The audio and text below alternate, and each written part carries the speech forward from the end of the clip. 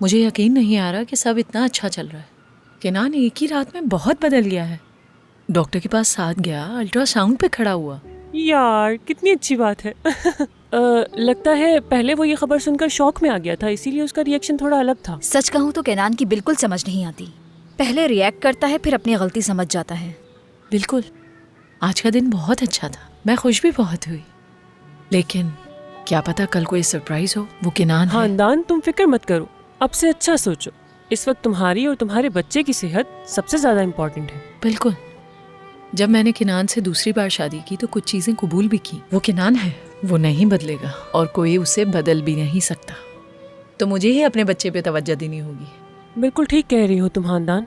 तुमने जो भी सोचा है और जो भी तुम कर रही हो बिल्कुल ठीक कर रही हो। मुझे यकीन है तुम पर। यकीन करो खानदान, तुम दुनिया की सबसे खूबसूरत माँ बनोगी। हम हमेशा तुम्हारे साथ हैं। खुश हूँ कि तुम लोग हो। यार हमें भी बहुत खुशी है कि तुम हमारे साथ हो। हमेशा खुश रहो। बस ये जज्बाती बातें करना बंद करो। खानदान, वैसे तुम जानती हो हम क्या सोच रहे थे? वो आखिर केनान को तुम्हारी प्रेगनेंसी के बारे में किसने बताया? मुझे नहीं पता, समी के ऊपर शक है मुझे। नहीं, समी नहीं, हमने उससे बात की थी। ये आम नहीं है। सेवदा को ये खबर किसने दी गुल? खानदान देखो, गलती से हो गया था ये मुझसे। बस मेरी जबान से निकल गया था। हम तो किसी और चीज के बारे में बात कर रहे थे। पता नहीं मुझे क्या हुआ कि मैंने पता नहीं कैसे कह दिया। यकीन करो मैंने जानबूझकर ऐसा नहीं किया था। इसने उस औरत को मना भी किया था।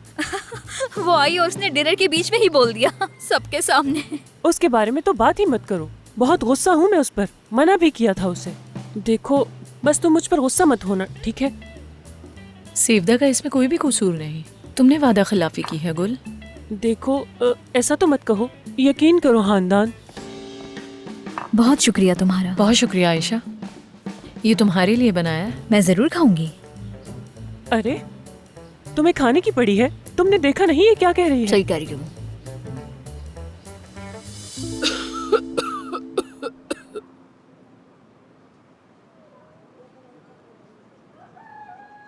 आप ठीक तो हैं? यकीनन आप डरी हुई थी, है ना, जब कल रात मरियम गायब हो गई थी। मैं क्यों डरूंगी? मैं तो खुश थी कि मेरी नजरों से दूर हो गई। मगर मेरी किस्मत इतनी अच्छी कहाँ।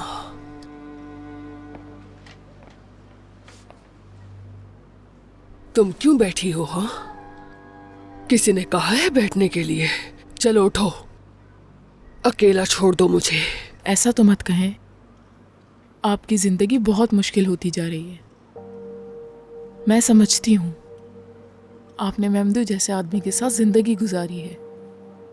इतना काफी नहीं था तो मैं आ गई। ये भी काफी नहीं था। आप बीमार हो गई, आप गुस्से में हैं और आप हक में भी हैं। लेकिन अब बस देखें, आपकी बच्चियां आपके साथ ही हैं। वो सब आपकी परवाह करती हैं। आप तो मुझे भी जानती हैं। मैं यहाँ अपनी मर्जी से नहीं आई आपा। तुम जानती हो कि सबसे ज्यादा मुझे किस चीज ने तकलीफ पहुंचाई है? आज तक किसी ने मेरे साथ इंसानों जैसा सलूक नहीं किया। इसलिए मुझे भी नहीं पता कि किसके साथ कैसा सलूक करना है। फिर मेरी शादी महमूद से हो गई। मैं खुश थी कि मैं आजाद हो गई, लेकिन महमूद भी जालिम निकला। और फिर एक के बाद एक लड़की पैदा हुई। मगर ये सब काफी नहीं था। मरियम के बाद मुझे लगा कि शायद अब बेटा होगा, लेकिन फिर से लड़की हो गई। उस औरत को औरत नहीं समझते जो लड़का पैदा ना कर सके। जानती हो तुम, उन्होंने मुझसे मेरी इंसानियत छीन ली, मेरी जिंदगी को हराम बना दिया, छोड़ दिया मुझे। और सबसे अहम बात, इंसान जैसा सलूक नहीं हुआ मेरे साथ। और मेरी जिंदगी हमेशा ऐसे ही गुजरती रही। मैं मर रही हूं, कोई खुशी नहीं मिली मुझे। आपा,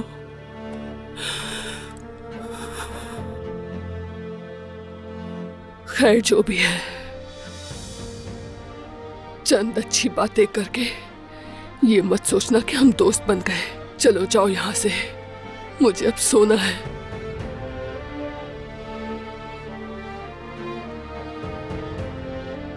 अगर आप चाहें तो मुझे कभी भी फोन कर सकती हैं।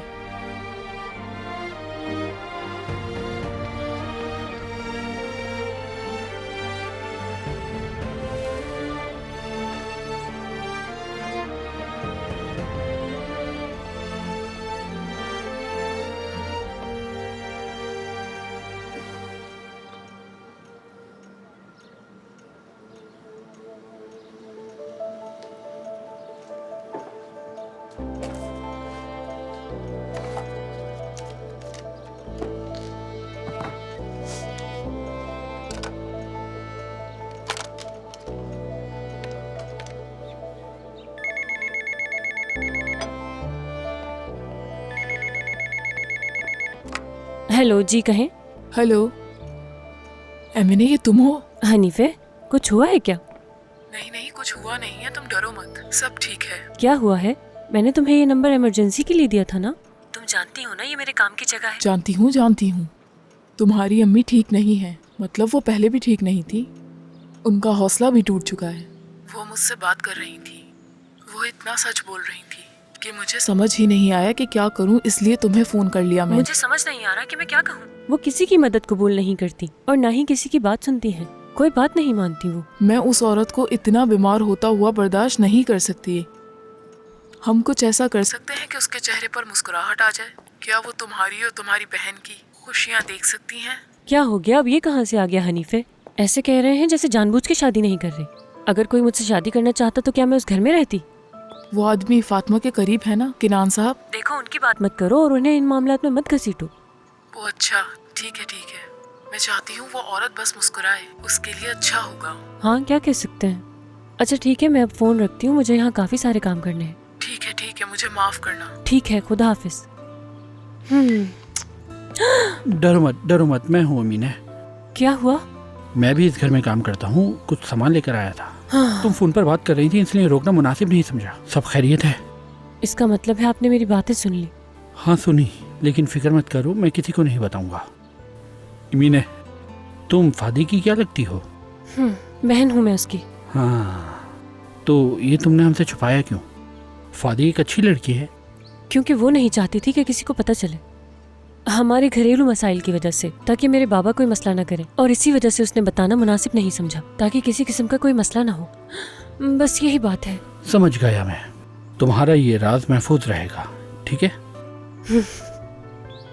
ठीक है, सामान मुझे दे दीजिए। हाँ जरूर। लगता है घर में कोई नहीं है ना? हाँ, वो सब चले गए हैं। अच्छा, तो फिर क्या हमें एक साथ एक बेहतरीन सी कॉफी नहीं पीनी चाहिए? ठीक है, बनाती हूँ। ठीक है।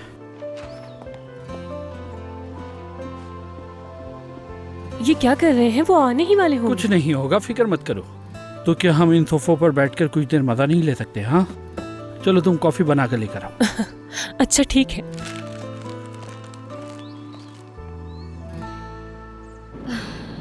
देखो समी, मैं बात को बढ़ाना नहीं चाहती, लेकिन डेट्स मुझे हैंडल करने दो। यकीन करो, तुमसे नहीं होगा। तुमने बिल्कुल सही कहा मेरी जान, माफ कर दो मुझे। दरअसल मैं बहुत कंफ्यूज्ड हूँ। ठीक है, तुम भी सही हो, लेकिन अगले महीने के इवेंट पर 1 महीना पहले चले जाना। और हम घर से घबराहट में ही निकल गए समी। लेकिन इसमें आखिर बुरी बात क्या है? हाँ, हम एक अच्छा सा दिन गुजारेंगे पारान फैमिली से बहुत दूर। हाय, और थोड़ी ताज़ा हवा भी मिलेगी। घर जाकर चाय भी बना लेंगे।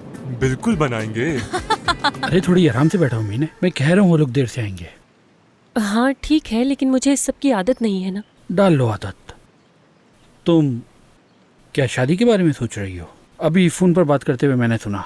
नहीं, ऐसी कोई बात नहीं है। मेरा वो मतलब नहीं था।